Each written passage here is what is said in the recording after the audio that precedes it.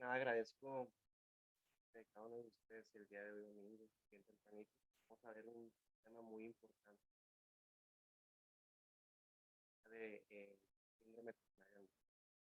Voy a darle las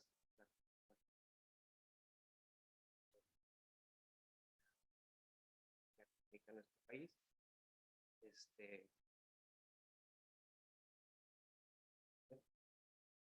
bueno, buenos días. Mi nombre es el doctor Salvador Lugo Pérez. Pues como ya me mencionaron, soy el presidente de Medicina Interna de segundo año.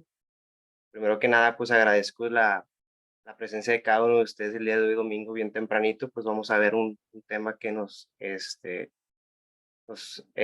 interesa a todos nosotros debido a la importancia en la morbimortalidad, de nuestro país. Pues el día de hoy vamos a ver el síndrome coronario agudo. Voy a tratar de darle las perlas más importantes acerca de esta patología. Iniciando con la programación, pues vamos a ver primero la definición. Me gustaría tocar algún punto de la definición universal que manejan las guías internacionales acerca del diagnóstico de infarto agudo al miocardio. Segundo, el tema de angina inestable en esta era de troponinas de alta sensibilidad, el diagnóstico de esta dentro del contexto de un síndrome coronario agudo. Posteriormente vamos a hablar de algo de epidemiología, de la patogénesis, sobre todo los nuevos artículos que han salido en tanto al proceso inflamatorio del síndrome coronario agudo y dejar ese proceso anecdótico de aquella arteria ocluida que posteriormente pues, ocasionaba un arresto sanguíneo del flujo coronario. En este momento estamos desarrollando mecanismos antiinflamatorios que parecen tener repercusión en la historia natural de la enfermedad del síndrome coronario. Vamos a hablar acerca del diagnóstico, principalmente en darle las herramientas para que ustedes tengan la identificación de la presentación clínica, la examinación física, las herramientas diagnósticas y la diferencial con un síndrome coronario. La relación que hacemos en el servicio de urgencias o de emergencias, son pacientes y las evaluaciones de riesgo para definir los tratamientos que le vamos a dar. Y ya por último, vamos a ver acerca de la farmacológica, la terapia antihistamínica y el tratamiento invasivo conservado del síndrome coronario agudo. Y la introducción, pues vamos a ver que la presentación clínica puede iniciar el diagnóstico de la práctica de estos pacientes. Podemos usar los molestias torácicos, lo que lleva a el paciente como un dolor, como que puede nivelar, ¿no? Y pues hay que recordar que los equivalentes del dolor torácico incluyen tanto la idea, el dolor torácico y el dolor referido en el brazo izquierdo. Hay una amplia abanico de diagnósticos diferenciales en cuanto a pacientes con el servicio que afecta el dolor torácico. Hay desde una angina inestable hasta un cardiogénico. Entonces, pues aquí es importante tener en consideración que hay establecido los algoritmos y tenemos que seguir el diagnóstico central que son las tanto americanos y europeos que son los que rigen principalmente el movimiento de este tipo de síndrome. Tiene mucho énfasis ya en las definiciones operacionales a la hora de hacer el diagnóstico de este tipo de síndromes primarios. Pues ahorita empezamos a dicotomizar el diagnóstico del síndrome coronario agudo. Y es importante valorar que la elevación de estos montos de todos nos va a abrir la parte de dirigir el tratamiento y el diagnóstico de pacientes. Entonces vamos a tener los pacientes que presentan un síndrome coronario agudo, la acción de segmentos de los pacientes y la evaluación de este segmento. Vamos a observar que ambos van a presentar un dispensador terápico y pues una elevación persistente de segmentos que se considera pues la relevancia a nivel diagnóstico y la mayoría de los pacientes bastante dolor torácico y la elevación del segmento hagamos algún diagnóstico en el servicio de urgencias de una infarto agudo, la elevación del segmento. Importante la base del tratamiento de este tipo de pacientes es la restitución inmediata y vemos la restitución tanto en la moria y mortalidad a largo plazo del paciente que diagnostica de manera temprana. Así que tenemos la animación del sonido perceptivo, que es el paciente que no tiene dispendio terápico, habla de la evaluación clínica y de la diagnóstico. Doctor, el audio no se Según escucha bien, se escucha distorsionado. el programa puede haber una elevación transitoria de segmento sistémico, sobre todo en aquellos pacientes que no se dio una estimación de 2 minutos. Puede haber distorsión persistente transitoria del mismo segmento o la Doctor, el audio no se escucha bien.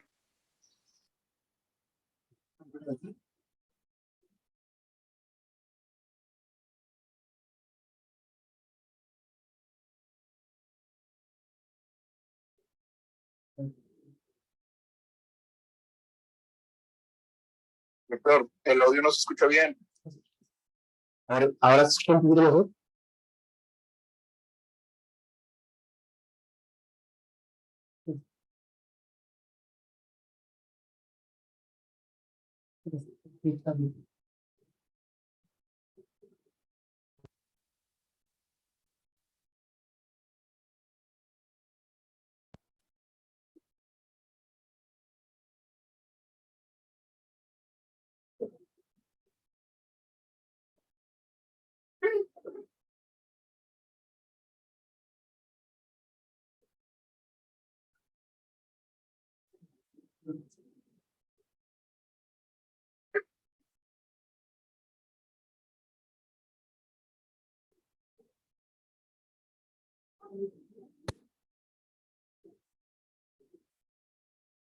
¿Se escucha un poco mejor el audio?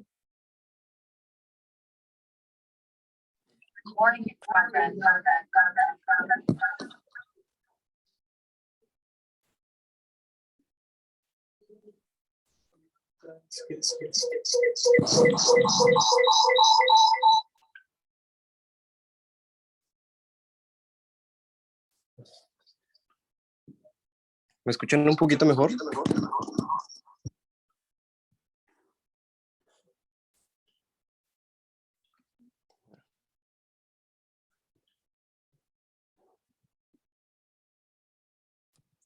Vale, creo que ya.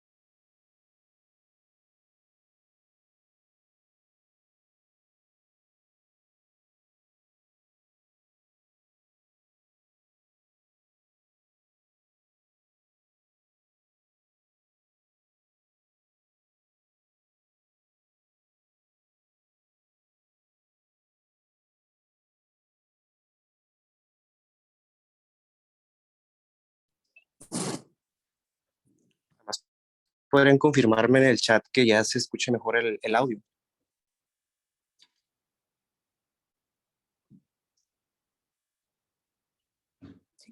Vale. Bueno, pues voy a repetirle un poquito de lo que hablábamos de esta diapositiva. Aquí les mencionaba que, pues que las guías inicialmente pues ya nos establecen que las definiciones operacionales pues son la base del diagnóstico, ¿verdad? Saber identificar a un paciente y dicotomizarlo desde un inicio pues nos ayuda a acercarnos al tratamiento y sobre todo pues a darle un manejo más temprano a este tipo de pacientes. Es importante diferenciar que tenemos tanto en los síndromes coronarios agudos con elevación del segmento ST y aquellos síndromes coronarios agudos sin elevación de este segmento. Ambos pacientes se van a presentar a la sala de urgencias con un disconfort torácico. En el caso del segmento, de la elevación del segmento ST, podemos observar que este se presenta por más de 20 minutos y la mayoría de estos pacientes, pues vamos a hacer el diagnóstico de un infarto agudo con elevación del segmento ST. Esto es de vital importancia, ya que la reperfusión inmediata es el tratamiento más importante en este manejo. Hablando en tanto al síndrome coronario sin elevación, es el paciente que va a llegar. En el electrocardiograma no vamos a evidenciar esta elevación, pero podemos encontrar una elevación transitoria del segmento ST, alguna depresión, ya sea persistente o transitoria de este misma, y las ya conocidas anomalías en la onda T, ya sea su inversión, su aplanamiento, o incluso hasta en un 30% encontrar un electrocardiograma normal. Es aquí donde ya los biomarcadores juegan un papel importante para discernir entre una angina inestable y un infarto agudo al miocardio con elevación del segmento ST. Entonces, la definición universal de infarto agudo al miocardio es aquella en la cual nosotros podemos evidenciar propiamente una necrosis del tejido miocárdico, ¿verdad? Una lesión isquémica que ocasionó una elevación de biomarcadores cardíacos. Esto es de entrada operacionalmente el primer rubro que debe cumplir el paciente. En esta era, pues las guías recomiendan totalmente la utilización de troponinas cardíacas de alta sensibilidad por encima del límite de valor superior de referencia y que esté pues por encima del percentil 99. Si tenemos un paciente en este contexto con un dolor torácico con características de una isquemia miocárdica y elevación de troponinas, pues pudiéramos establecer el diagnóstico, que sería el contexto más sencillo. Pero el paciente también puede presentar nuevos cambios en el electrocardiograma compatibles con isquemia. Más adelante en la presentación vamos a ver algunos de los equivalentes de elevación del segmento ST, que pues no todos los pacientes van a presentar este cambio electrocardiográfico, o en aquellos pacientes que tengan desarrollo de ondas Q patológicas en el electrocardiograma. También podemos evidenciar la pérdida de viabilidad miocárdica, ya sea por ecocardiograma, ver alguna alteración en la movilidad o en el patrón consistente de alguna etiología isquémica, o evidenciar un trombo intracoronario detectado por alguna angiografía. Cualquiera de estas, en el contexto clínico de un paciente con dolor torácico, puede establecerse el diagnóstico de infarto agudo al miocardio. Y pues de manera académica, sabemos que el infarto agudo al miocardio se clasifica en 5 tipos. El primer tipo, el tipo 1, habla acerca sobre aquel paciente que ya se conoce o que ya tiene una enfermedad coronaria aterosclerótica y que la ruptura, ulceración, fisura o erosión de una placa aterosclerótica pues ocasiona esta mismatch de la demanda entre el aporte de oxígeno y la función cardíaca. Entonces, el tipo 1 es el relacionado a la mayoría de los síndromes coronarios agudos. El tipo 2, que en este caso pues es aquel desbalance entre el aporte y la demanda de oxígeno miocárdico que no tenga que ver con una enfermedad aterosclerótica propiamente de las arterias coronarias. El tipo 3 es el infarto que resulta en una muerte súbita sin biomarcadores disponibles, y el tipo 4 y 5 es aquel relacionado con alguna intervención coronaria, ya sea intervención coronaria percutánea o bypass coronario respectivamente. Muy bien, pues bueno, entonces tenemos ya la definición de aquel paciente que vamos a hacer el diagnóstico de infarto, independientemente si sea con elevación o sin elevación. Pero el síndrome coronario agudo que no eleva enzimas cardíacas o biomarcadores cardíacos, pues se va a entrar en el rango del diagnóstico de una angina inestable, que por definición sabemos que es una isquemia miocárdica desencadenada en el reposo o durante un mínimo esfuerzo, en ausencia de lesión o necrosis miocárdica aguda. Muy bien. Entonces, pues este diagnóstico es relevante, ya que en esta era de troponinas de alta sensibilidad hemos empezado a diagnosticar de manera una mayor tasa o incidencia de infartos sin elevación y dejando abajo el diagnóstico de angina inestable, ya que pues anteriormente pues no se tenía estas enzimas que podían elevarse de manera temprana o encontrábamos al paciente fuera de temporalidad o con descenso de las mismas biomarcadores que en su momento había, y pues se nos iba el diagnóstico y quedaba clasificado como una angina inestable. Actualmente pues se ha visto un aumento en el diagnóstico de infarto agudo sin elevación debido a estas herramientas diagnósticas que tenemos. Ahora, esto pues es importante, ya que si nosotros diagnosticamos una angina inestable, pues automáticamente le damos un menor riesgo de muerte y menor beneficio a las terapias antiplaquetarias intensivas e incluso las terapias invasivas en las primeras 72 horas si lo comparamos con un infarto sin elevación del segmento ST. Entonces, pues de entrada, pues sería la definición de una angina inestable, pues es sinónimo de que al paciente le pudiera ir mejor si lo hacemos de manera temprana el diagnóstico. Ahora, hablando un poco de la epidemiología de las enfermedades cardiovasculares. Sabemos que las enfermedades cardiovasculares siguen siendo la principal causa de muerte a nivel mundial y hasta un 50% de estas causas son atribuidas a enfermedades isquémicas del corazón. Datos importantes que encontré en algunos artículos es que, por ejemplo, hablando de calidad de vida y sobrevida a largo plazo, existen estudios que evidencian, por ejemplo, los años de vida ajustados a discapacidad, que por ejemplo, cuando tienes una enfermedad y esta enfermedad reduce o te aumenta el riesgo de una muerte prematura, pues puede ponderarse ese tipo de porcentaje y se ha demostrado que hasta en un 12% de los años de vida ajustados por discapacidad son perdidos anualmente atribuido a una enfermedad isquémica. Entonces es un dato que repercute totalmente en la mortalidad del paciente.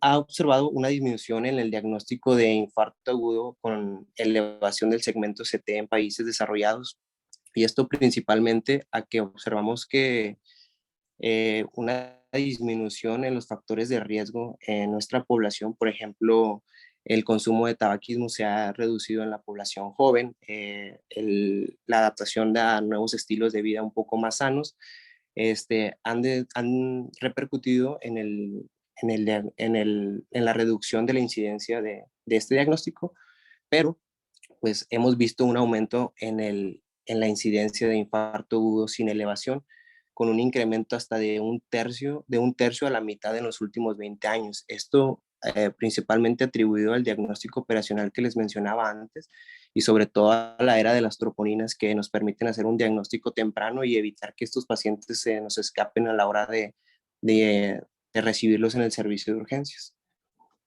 Ahora, esto también nos ha ayudado a que tanto la angiografía y la realización de una intervención coronaria percutánea haya aumentado también en estos últimos 20 años. Podemos observar que en 1995 hasta solamente un 9% se realizaba angiografía temprana en menos de 72 horas del ingreso. Y actualmente hasta un 60% en los pacientes que tienen indicación, pues se les realiza una angiografía temprana. La realización de una intervención coronaria percutánea va desde un 12.5 hasta un 67% en el aumento de los últimos 20 años. Y pues esto, diagnosticarlo de manera más temprana, de una manera más correcta y hacer el diagnóstico con este tipo de estudios, pues obviamente va a repercutir en una reducción en la mortalidad de estos pacientes. Y ya hay series de casos en las cuales podemos observar que hasta una reducción del 6.3% en estos tipos de pacientes, pues se ha evidenciado pues con estos nuevos algoritmos y nuevas herramientas diagnósticas que tenemos. Ahora, ¿cuál es el contexto en nuestro país? Y antes de que me presentaran, pues mencionaba el doctor Eric acerca de la importancia de la mortalidad en tanto a las enfermedades del corazón en nuestro país.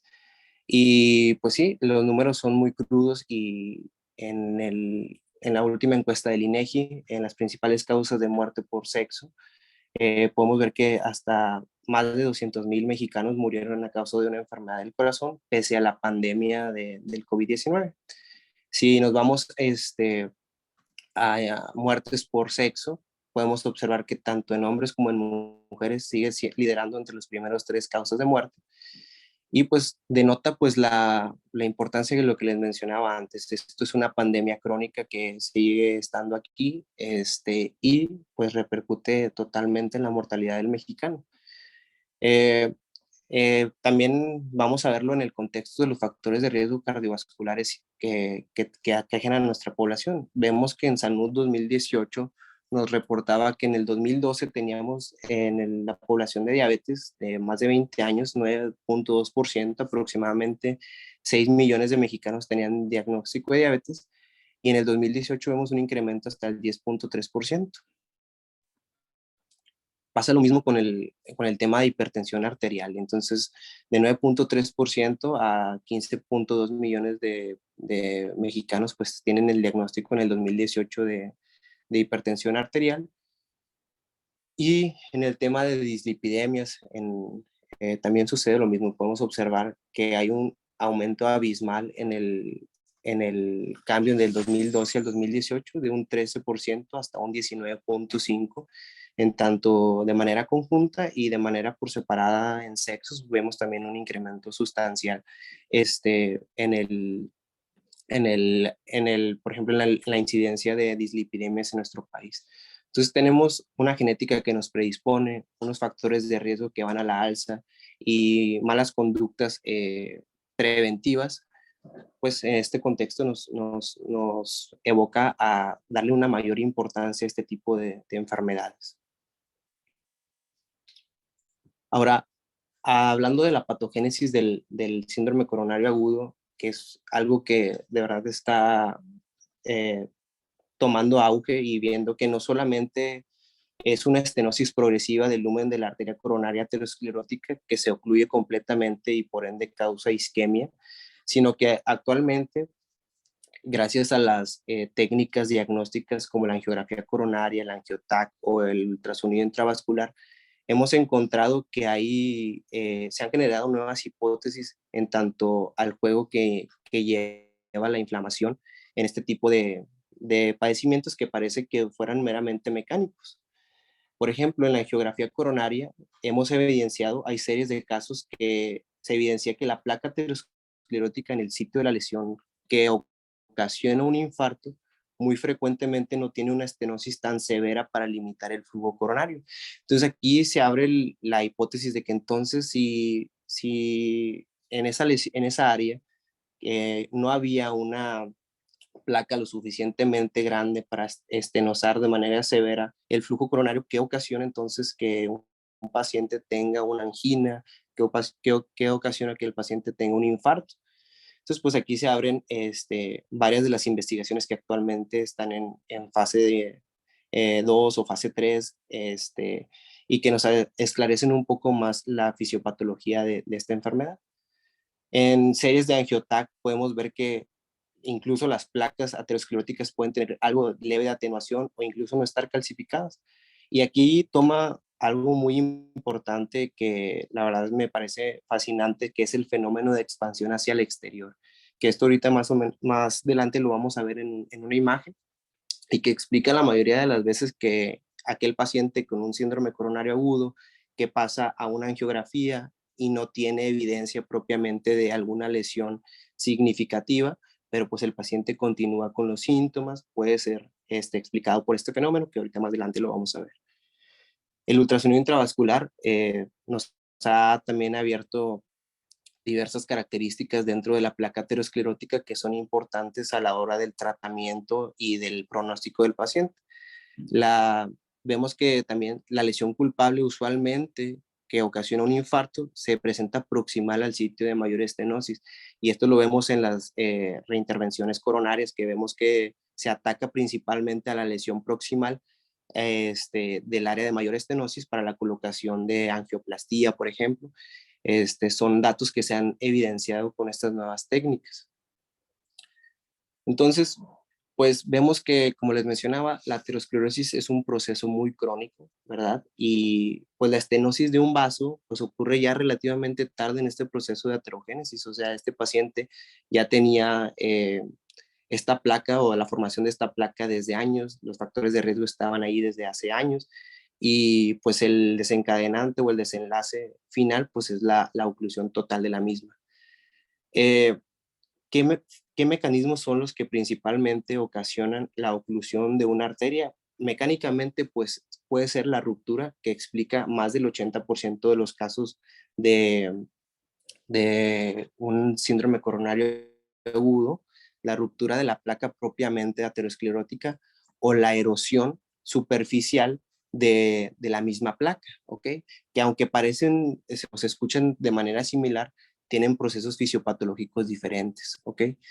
Entonces, ¿qué debemos saber de la placa aterosclerótica o qué más podemos aportar acerca de esto? Pues no solamente recordar que es solamente una placa de colesterol. Esta misma placa se adhiere al endotelio vascular, eh, se empiezan a acumular lípidos y esto pues es material altamente trombótico.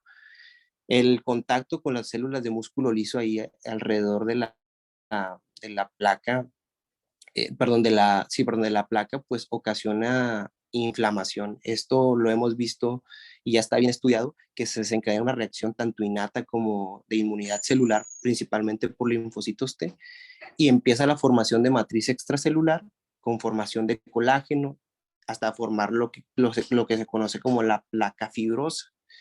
Entonces, ya aquí empezamos a ver que no solamente es una placa que está obstruyendo, sino que es un proceso inmunomediado que pues lleva un proceso totalmente hasta la oclusión del vaso, ¿ok?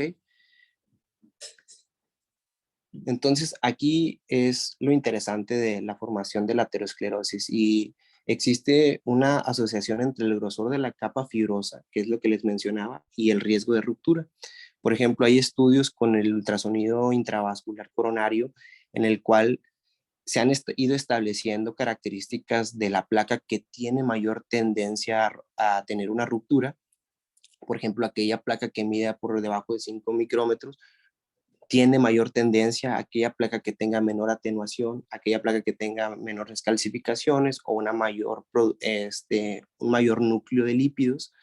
Se ha estado caracterizando de manera ecográfica pues el riesgo que tiene de tener una ruptura esa placa. Ahora, eh, la inflamación, como les mencionaba, está inmunomediada ya sea por células T o por células presentadoras de antígenos. Entonces, se empieza a adherir el colesterol a las células de músculo liso, al endotelio vascular, y empieza esta cascada. Inicialmente los macrófagos detectan estas células y empiezan a producir epítopos, por ejemplo, el factor procoagulante tisular, se presentan a la célula T e incluso empiezan con la producción de mieloproteasas, que es una enzima que a nivel de la matriz extracelular, pues lo principalmente que hace es degradar colágeno, ¿ok? Entonces, la capa fibrosa, que es lo que mantiene o le da sostén a la placa aterosclerótica, pues empieza a degradar, ¿no? En tanto, si hablamos de la inmunidad adquirida por la célula T, pues ya una vez que se le presentó el epítopo, la producción de interferón gamma juega un papel importantísimo aquí a la hora de la producción de colágeno, ya que el interferón gamma es un inhibidor total de las células del músculo liso para la producción de colágeno. Entonces, vemos que hay una disminución en la producción de colágeno, una disminución en la frecuencia de la producción de colágeno por estas dos vías. Y por ende, pues, ¿qué hace? Pues la placa se va adelgazando, se va haciendo más propensa a la ruptura hasta que sucede el proceso y la formación del trombo termina ocluyendo este, pues el lumen intravascular.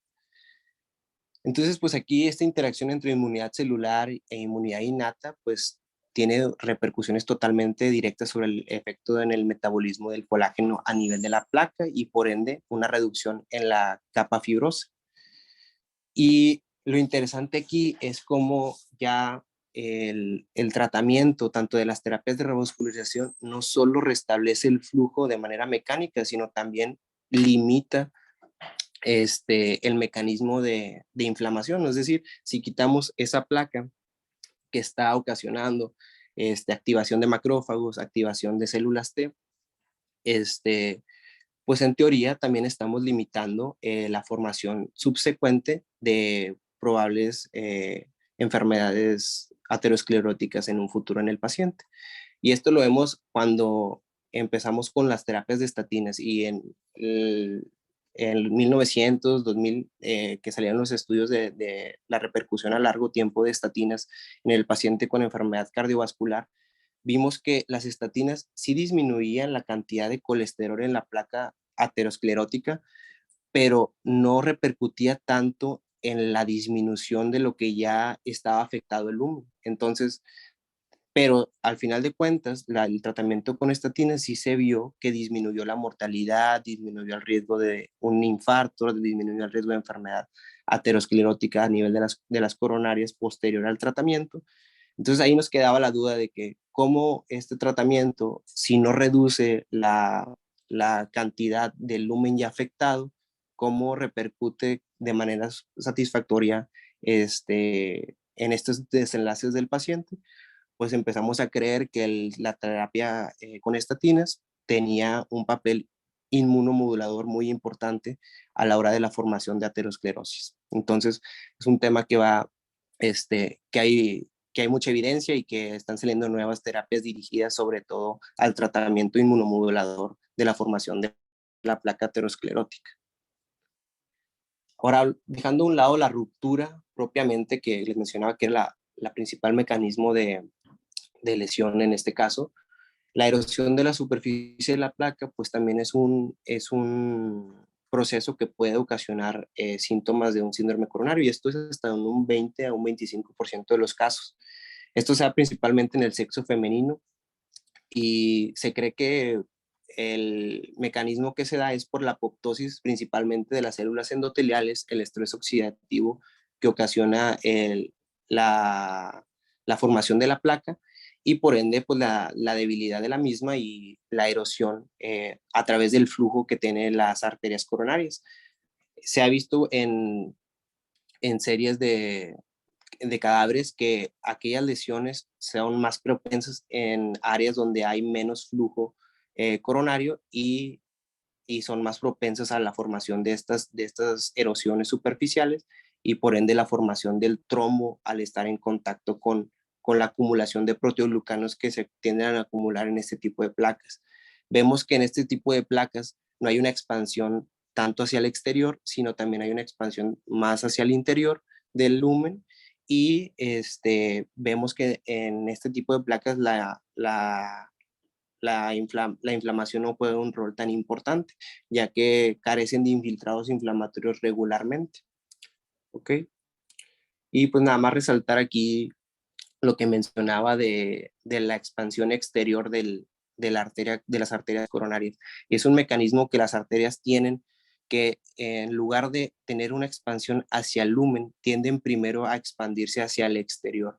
Y es lo que les mencionaba, de que el paciente que tiene síntomas de un síndrome coronario agudo, pero en el lumen no se ve una obstrucción significativa. La arteria, como lo vemos en la parte superior, en donde dice ruptura, vemos como la placa aterosclerótica empuja hacia el exterior la arteria y le da esta capacidad de pues aguantar un poco más la oclusión total o la estenosis total severa que pudiera ocasionar un síndrome coronario. Entonces, también es relevante pues ver ese mecanismo también interesante que tienen a nivel de las arterias coronarias. Muy bien, y entonces pues ya hablando en tanto al diagnóstico, y es aquí donde juega un papel importante cada uno de ustedes, ya que pues van a tener ustedes la responsabilidad de hacer el diagnóstico de este paciente que llega con dolor precordial. Entonces la presentación clínica habitual es aquel paciente que llega con una sensación de dolor, opresión, pesadez, y que se irradia a uno o ambos brazos, ya sea cuello, mandíbula, de manera intermitente o permanente. E incluso el paciente puede llegar con síntomas vegetativos, náusea, vómito. Pero es importante recordar que meramente el dolor torácico nos da un bajo rendimiento pretest a la hora de hacer el diagnóstico de infarto agudo al miocardio. Entonces es importante la exploración física y los factores de riesgo cardiovascular de cada paciente, lo cual nos va a ir orientando poco a poco a decir, ¿sabes qué? Esto tiene características de isquemia miocárdica. Ahora, los factores de riesgo más importantes, sin duda, es la edad. Hemos visto que a mayor edad, mayor riesgo de enfermedad isquémica coronaria. El sexo de masculino tiende a tener una mayor predisposición. Los antecedentes heredofamiliares o el antecedente de enfermedad coronaria, ya sea también antecedentes personales de diabetes, presión alta, dislipidemia o enfermedad renal crónica, repercuten totalmente en el contexto clínico del paciente. Si el paciente fuma, si el paciente tiene alguna enfermedad coronaria o periférica previamente, pues nos orienta más a que ese dolor precordial pudiera ser de origen cardíaco y pudiera ser atribuido a una isquemia miocárdica. Ahora, las presentaciones clínicas pueden ser de muchos tipos. Puede presentarse desde un disconfort torácico, incluso el reposo que se ha prolongado, una angina de nueva aparición, aquella que se define que haya aparecido en los últimos 3 meses y que esté en una clase 2 o 3 de la clasificación canadiense, o aquel paciente que llega, que ya se conoce con enfermedad coronaria previamente y que lleva su manejo y empieza con desestabilización, con un aumento de la angina, con un aumento de la disnea. Este paciente pues también pudiera estar pasando por un síndrome coronario agudo propiamente, ya sea un infarto o un infarto sin elevación. Y por último, pues también pudiera pasar cuántos pacientes no hemos tenido que llega al paciente con angina posterior a un evento ya previo que ya haya suscitado hace horas previas o el día anterior y persiste la angina posterior a pues pudiera presentarse como una angina posinfarto. Entonces, pues también abrir nuestro abanico de diagnóstico y esperar a que el paciente que no, pues no propiamente va a llegar con el síntoma en agudo y inmediatamente referido al hospital. Ahora, las presentaciones atípicas del dolor torácico, pues también hay que considerarlas, sobre todo en el paciente geriátrico, el dolor en epigastrio, los síntomas de indigestión, la disnea aislada o la fatiga pueden ser síntomas equivalentes a a un dolor torácico per se. Entonces, pues estar también abiertos a tener este tipo de síntomas atípicos y saber dirigirlos dentro del algoritmo. Y por último, pues la exacerbación de los síntomas con actividad física, la mejora en el reposo, apoyan la probabilidad de isquemia miocárdica. Esto pues evidentemente por las demandas de oxígeno que pudieran estar suscitándose, pues nos orienta más a una isquemia. Entonces, tomar en cuenta estos puntos a la hora de evaluar a aquel paciente que llega con dolor torácico. Esto nos orienta un poco más a que propiamente es un síndrome coronario agudo y no un dolor torácico de origen no cardíaco. De entrada, aquí ya pudiéramos establecer si al paciente le va a ir mejor o pues pudiéramos egresar al paciente si en dado caso nuestra sospecha clínica no fuera tan alta. Ahora, los algoritmos diagnósticos y el triage de un síndrome coronario agudo en las guías son guías muy amigables en tanto a los algoritmos y escalonan muy bien el manejo que debemos de darle al tener a este paciente. Entonces, en esta representación podemos ver de manera escalonada, imaginando que el paciente llegara, pues tenemos aquel paciente que llegó, pues primero establecer los síntomas que tiene el paciente, signos vitales y la exploración física. Sí, y aquí ponderar si tiene un alto, moderado o un bajo riesgo de un síndrome coronario de entrada en cada uno de los rubros. Si el paciente llega en un choque cardiogénico, con datos de choque cardiogénico, pues evidentemente está en un alto riesgo, pero si el paciente llega con un dolor que se exacerba a la opresión o está bien circunscrito, mejora con antiinflamatorios, pues pudiéramos evidenciar que pues este paciente muy probablemente no esté ante un síndrome coronario agudo. Ahora, el siguiente rubro es el rubro del electrocardiograma y pues es el que nos orienta de manera inicial en el abordaje del paciente que ya nos cumplió de manera clínica el diagnóstico de un síndrome coronario agudo. Y tenemos dos vertientes. De un lado, la elevación del segmento ST, que es inequívoco de isquemia miocárdica, y aquel paciente que se presenta con un electrocardiograma normal, que como les mencionaba, hasta un 30% de los pacientes puede llegar con su electrocardiograma normal y estar incluso ante un infarto agudo sin elevación. Y posterior a este rubro del electrocardiograma, ver los algoritmos que ya tenemos según las guías para la utilización de troponinas de alta sensibilidad. Y ya hay algoritmos de incluso al ingreso y el segundo set a la hora, que es el que más se recomienda, pero pues también pudiéramos depender de la disponibilidad que haya en cada uno de nuestros centros, ya sea a la hora, a las 2 horas o incluso hasta las 3 horas. Y esto también nos va a abrir si las troponinas están positivas al ingreso, si están negativas. Si hay un cambio en un set de troponinas, pues vemos cómo nos va a dar desde de entrada el triage del paciente. Aquel paciente que no traiga un dolor típico, un electrocardiograma normal y troponinas negativas o no haya un cambio significativo, podemos descartar que sea de origen cardíaco e incluso pudiéramos abordar ese dolor torácico ya sea de manera ambulatoria o darle otra orientación en el servicio de urgencias. Ahora, aquel paciente que llega con toda la clínica, con algunos cambios compatibles o incluso elevación del ST, o que haya cambios significativos en la elevación de troponinas, pues pudiéramos a aquel paciente observarlo para hacer el diagnóstico diferencial de angina inestable o un infarto agudo al miocardio y posteriormente pues descartar pues isquemia miocárdica y estamos ante un paciente con elevación del ST o un paciente sin elevación del ST. Entonces, de entrada podemos observar que ya con las herramientas que tenemos, que son tres principalmente, el abordaje clínico, el electrocardiográfico y la evidencia de necrosis miocárdica, podemos darle el manejo a cualquier paciente que venga con dolor torácico. Entonces, pues de manera como lo vimos en la carrera y de manera anecdótica, pues el electrocardiograma en los primeros 10 minutos del ingreso del paciente. Pero me gustaría resaltar que las guías actualmente, incluso en países de primer mundo, pues mencionan que el electrocardiograma, incluso antes del ingreso a la sala de urgencias, avanzaría totalmente en el abordaje del paciente. Y se ve que desde este tipo de enfoque, pues pudiera ayudar a avanzar en el tratamiento de reperfusión coronaria en caso de que fuera necesario. Resaltar ahí datos importantes, 30% de los infartos sin elevación pueden ser normales y la única mandatoria que nos daría hacer con el diagnóstico pues es la clínica y la elevación de las troponinas y que la elevación del segmento ST hace mandatoria la reperfusión de esa arteria coronaria, ¿ok?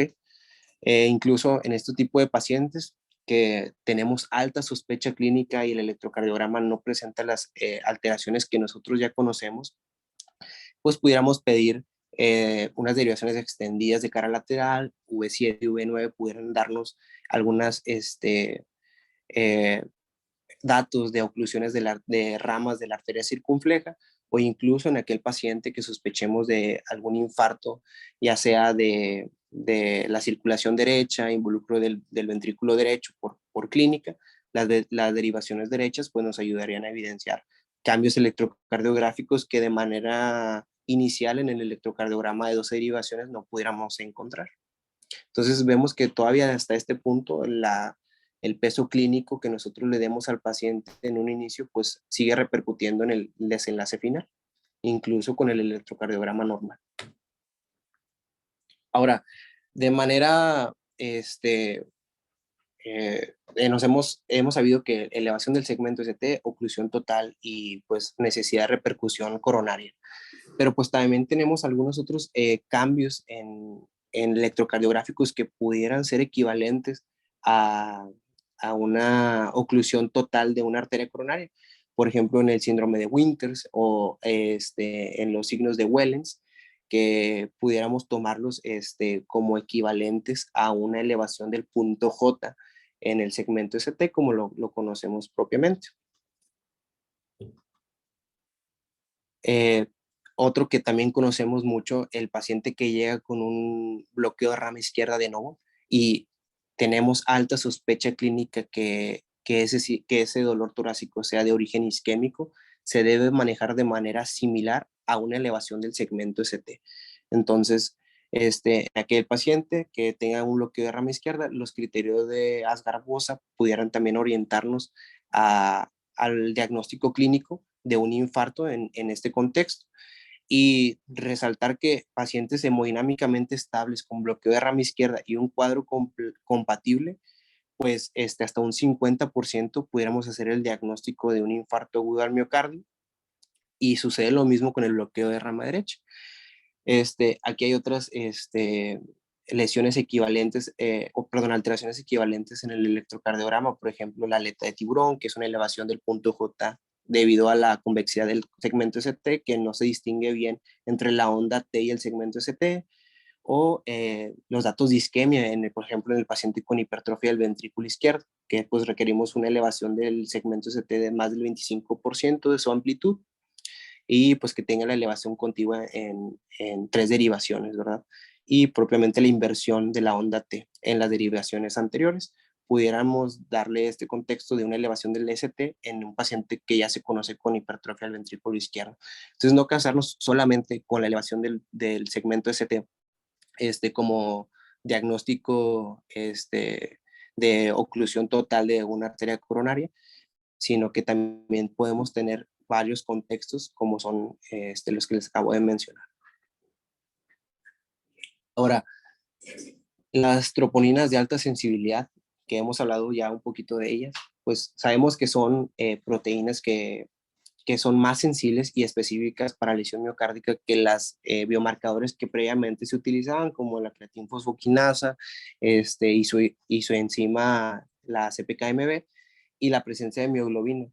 Vemos que una elevación dinámica por encima del percentil 99 pues es indicativa de una isquemia miocárdica, ¿ok? Entonces, hablamos de elevación dinámica porque es lo que van a ver en urgencias o en el servicio de urgencias.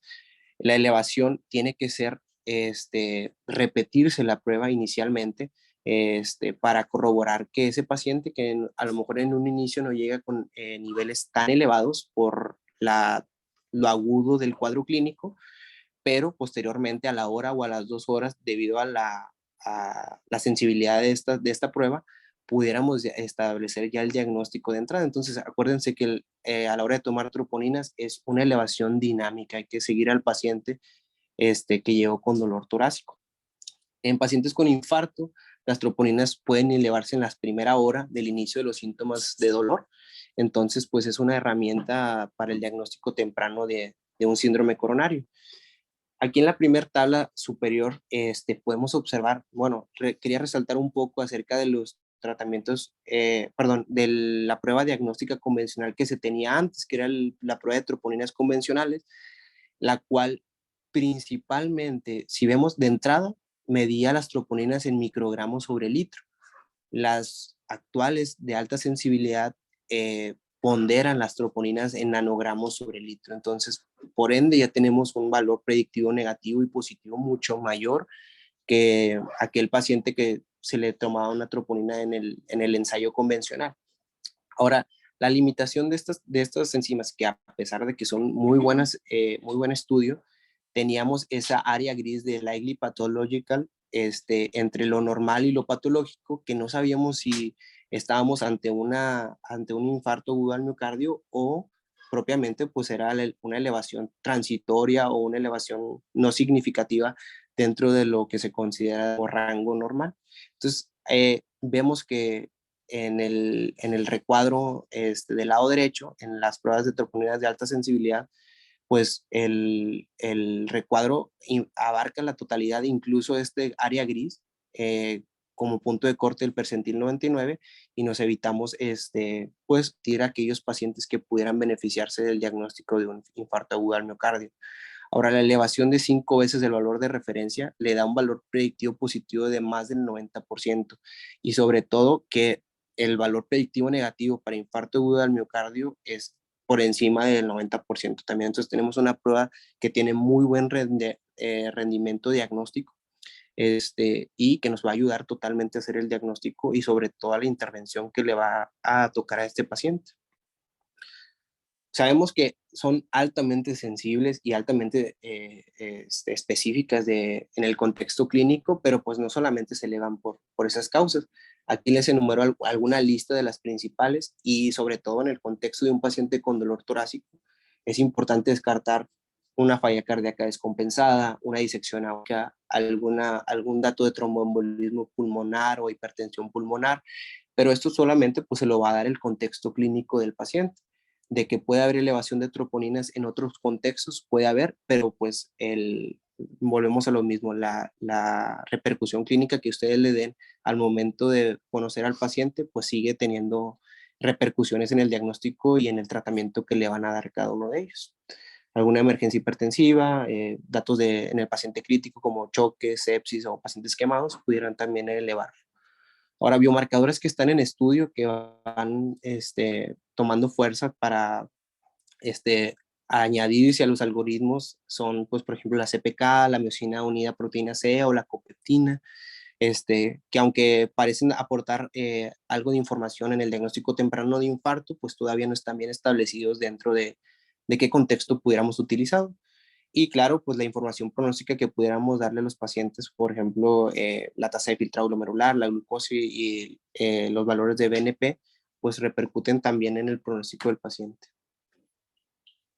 Esto pues son algunos de los algoritmos que menciona la guía europea acerca del paciente que sospechamos que pudiera tener un infarto sin elevación del ST, en tanto a tomar la troponina ya sea al ingreso y a la hora, que es la que más recomienda, ya que los umbrales de valores predictivos negativos, les mencionaba, y la sensibilidad están por encima del 99% y un valor predictivo positivo entre el 70 y 75%.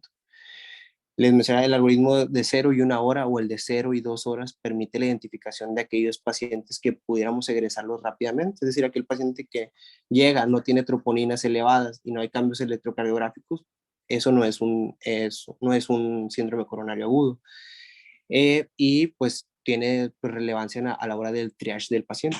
Recordar que hasta el 1% de los pacientes que presentan un síndrome coronario pudieran presentar una elevación tardía de las troponinas cardíacas y en un inicio no observar elevación. Entonces, pues también darle mucho peso al contexto clínico, ya que pudiéramos encontrarlo. Vemos que es súper raro, pero pudiera existir.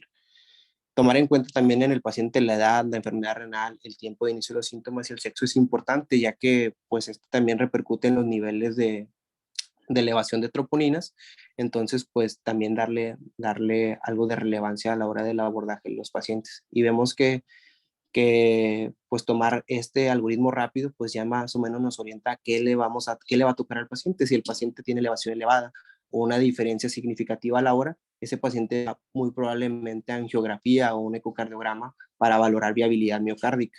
En aquel paciente que todavía queda algo inconcluso, pues observar al paciente, realizarle una tercera prueba de troponinas o realizarle un ecocardiograma nos ayudaría a esclarecer si ese paciente tiene que quedarse en cuidado en la sala de emergencia o necesita un ingreso hospitalario.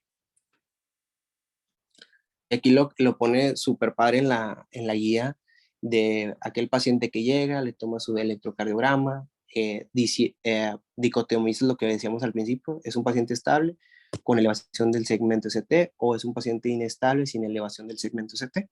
Y de ahí entra, si tiene elevación del segmento ST, ese paciente tiene que entrar a hospitalización, monitorización cardíaca y una angiografía de manera temprana. Aquel paciente que tiene un choque cardiogénico, probablemente de origen isquémico, ese paciente va directo también a hospitalización con la misma secuencia. Pero aquí entra lo que hemos hablado de síndrome coronario sin elevación. Es aquel paciente que llega con la clínica totalmente de isquemia miocárdica, pero pues no hay cambios en el electro. Entonces aquí pues las troponinas nos van a ayudar a ver cómo vamos a tratar a ese paciente. La guía recomienda que se tome set y el segundo set tomarlo a la hora. Entonces, tomamos la primer muestra de troponinas, esperamos el resultado, más o menos dice que la guía debe tardarse 1 hora en que tú mandes el tubo de muestra y tener tú el resultado para hacer el diagnóstico. Ya tenemos a la hora el resultado, si las troponinas están bajas o no hay datos compatibles con isquemia miocárdica, pues podemos dar de alta al paciente o considerar algún otro diagnóstico diferencial de origen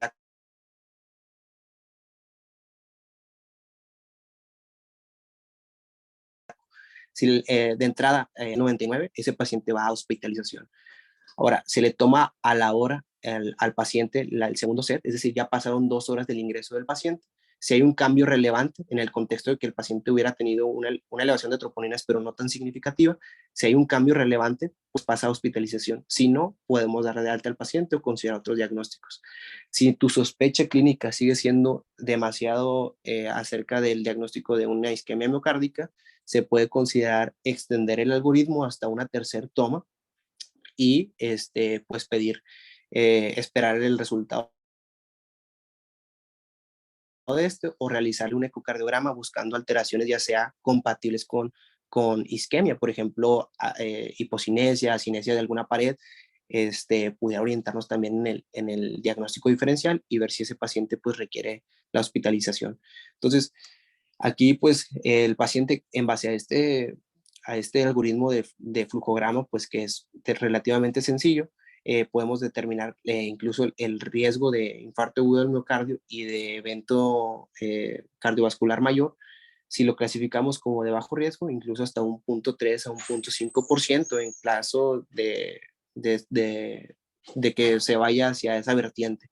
Si el paciente cumple alguno de los criterios para alto riesgo y necesidad de hospitalización, estos parámetros van desde más del 65 al 70% que el paciente pudiera estar ante un evento cardiovascular de origen mayor, ¿ok?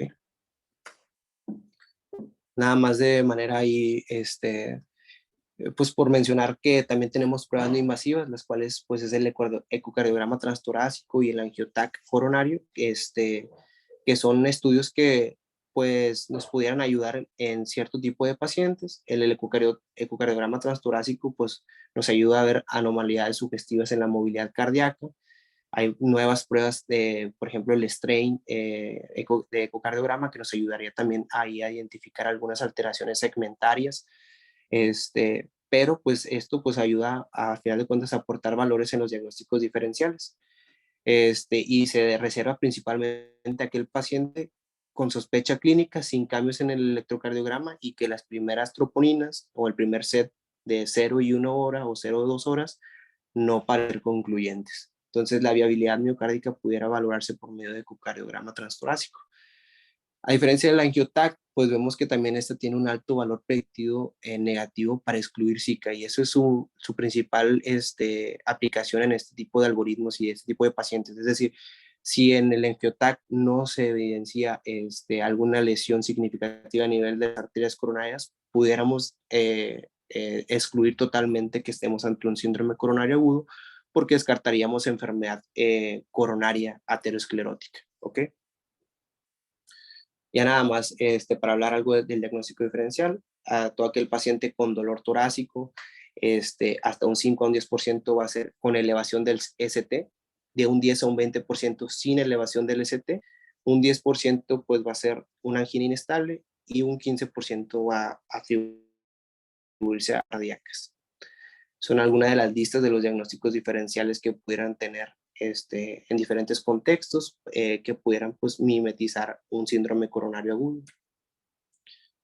Y ya de manera, pues que ya tenemos al paciente, ya establecimos el diagnóstico, la evaluación del riesgo del paciente es de suma importancia, ya que esto va a atribuir al tratamiento que le vamos a dar. Por ejemplo, la escala de Grace ofrece el mejor rendimiento discriminativo para desenlaces principalmente de muerte e infarto agudo al miocardio, e incluye tanto la clasificación de Philip-Kimball, la presión sistólica, la frecuencia cardíaca, la edad o la creatinina, y el punto de corte que da es 140. 140 de puntuación para arriba, pues se puede considerar que el paciente de alto riesgo y que pudiera en el contexto clínico necesitar una angiografía coronaria, y menor a pues habría que discernir entre si es un paciente de bajo riesgo o de riesgo intermedio. Entonces, a todo paciente con síndrome coronario agudo, sin elevación del segmento ST, la escala de Grace nos ayudaría a ver el desenlace principalmente de muerte e infarto.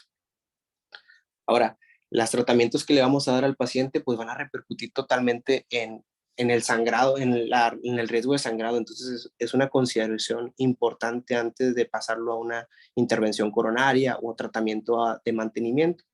Algunas de las mejores scores que se han visto en diversos estudios, por ejemplo, es el Cruzade Bleeding Score, que se utiliza principalmente aquel paciente que va a pasar a una angiografía coronaria de manera temprana.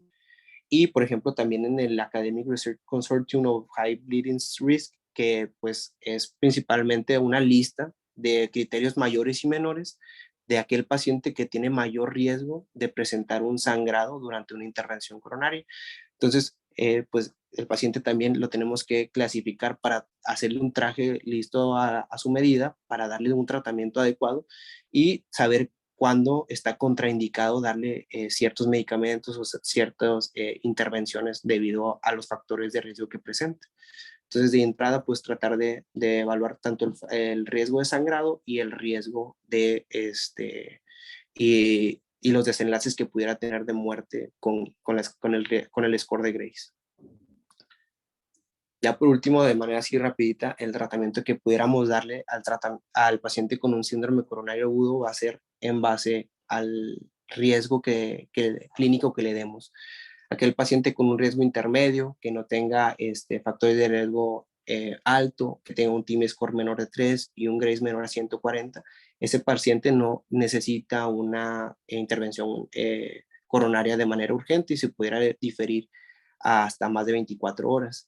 Aquel paciente con un riesgo clínico elevado, con un T-score mayor a 4, con un Grace mayor a 140 y que tenga cambios electrocardiográficos compatibles con isquemia miocárdica, pues se pudiera beneficiar de una estrategia temprana en menos de 24 horas.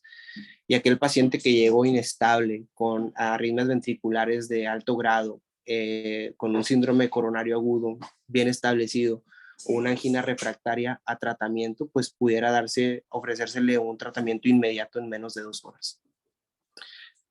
Idealmente, pues al paciente que llega al servicio de urgencias, pudiéramos darle tratamiento antiisquémico, ya sea en su fase aguda, pues darle algún nitrato para aliviar el dolor, oxígeno en caso de que lo requiera, y pues algunos de manera controversial, pues el uso de morfina, sabemos que pudiera mejorar alguna de la sintomatología, pero los desenlaces en muerte y estancia intrahospitalaria pudieran estar ahí controvertidos en el uso de este medicamento.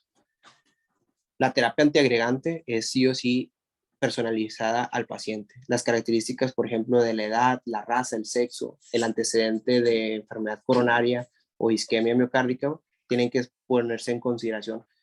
Diferenciar si es un paciente con elevación del ST o sin elevación del ST, valorar las comorbilidades, la necesidad que tenga alguna otra comorbilidad de anticoagulación, por ejemplo, en el paciente con fibrilación auricular, y pues qué procedimiento le vamos a ofrecer. En sí, pues hay que darle una terapia dirigida a él y pues sobre todo el riesgo tanto de isquemia como el riesgo de sangrado debe ponerse en una balanza para escoger el tratamiento antitrombótico que le vamos a dar.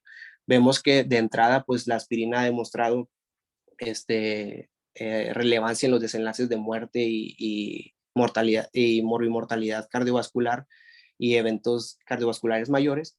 Y pues toma algo de relevancia ver qué P2Y2, qué inhibidor de P2Y2 le vamos a dar a este paciente. Y pues actualmente las guías recomiendan el uso de prasugrel sobre ticagrelor, sobre clopidogrel, debido a que tiene un mayor rendimiento en el disminuir los eventos cardiovasculares debido a isquemia. Pero, por ejemplo, un paciente con alto riesgo de sangrado, usualmente no utilizamos prasugrel, pudiéramos utilizar clopidogrel, que tiene una menor actividad trombótica, pero menor riesgo de sangrado en este tipo de pacientes. Entonces, es dirigirlo al paciente que tenemos pues enfrente.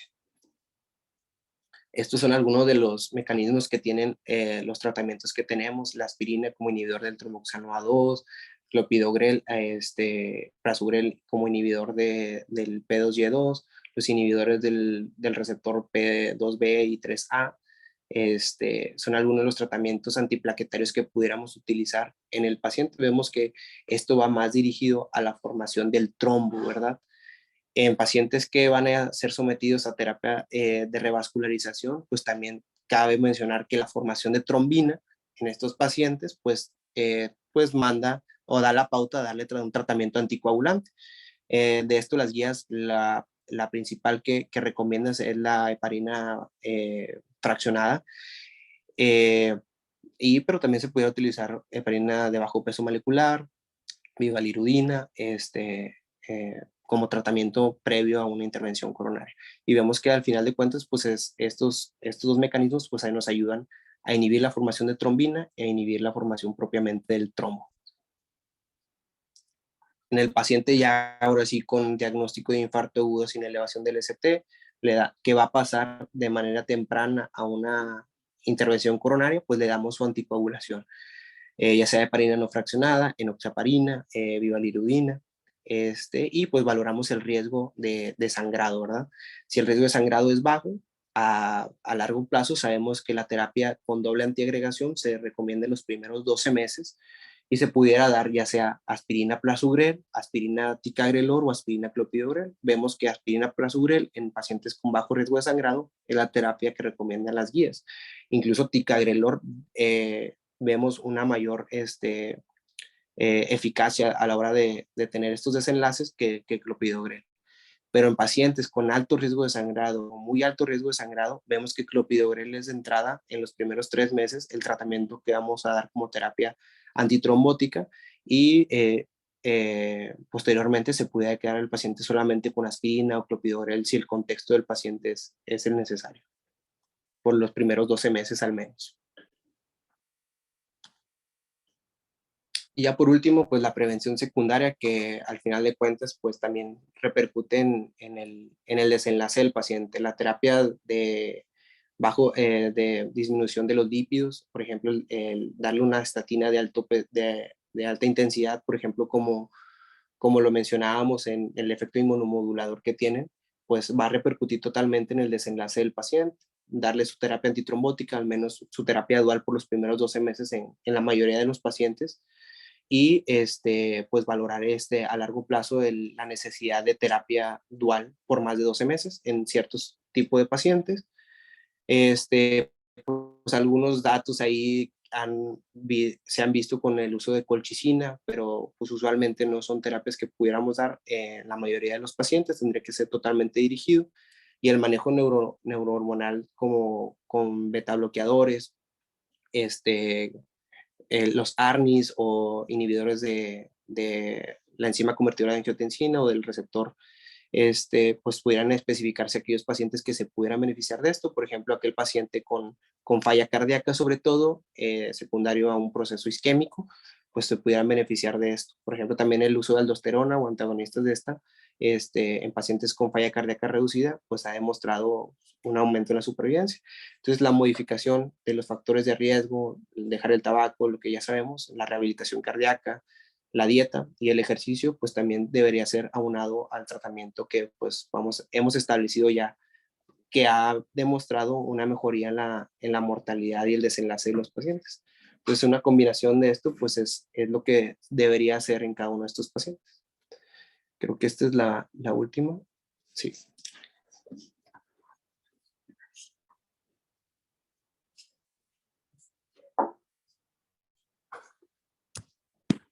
Bueno, estamos un poco sobre el tiempo. Agradecemos al doctor Salvador Lugo por esta excelente participación.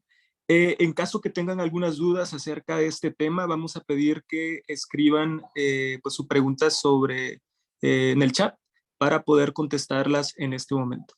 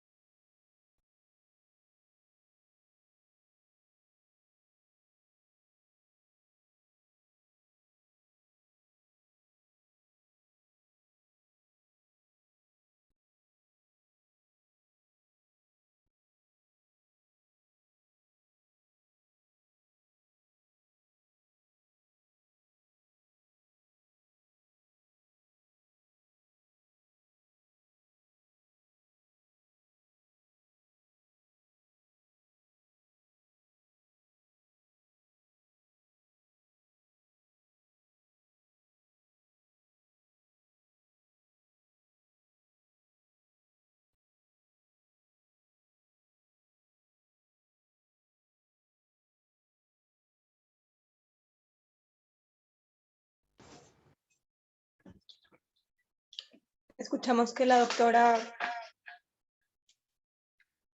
doctora Carolina hace una pregunta en el chat.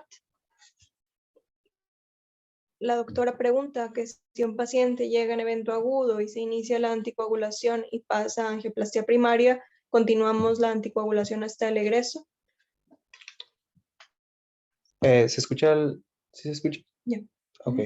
Bueno, pues aquí idealmente pues la anticoagulación se da principalmente a aquel paciente que va a pasar a terapia por el riesgo trombótico que tiene, pero posterior a esta tendría que haber la revaloración de la terapia de anticoagulación. Precisamente no ingresamos a los pacientes con anticoagulación debido a que la intervención coronaria pues es el parteaguas en esta terapia. Entonces sería nada más revalorarla posterior al procedimiento y darle nada más el tratamiento antiisquémico que se da a cualquier paciente con un síndrome coronario agudo, por ejemplo, ya sea un infarto agudo o un infarto con elevación del ST.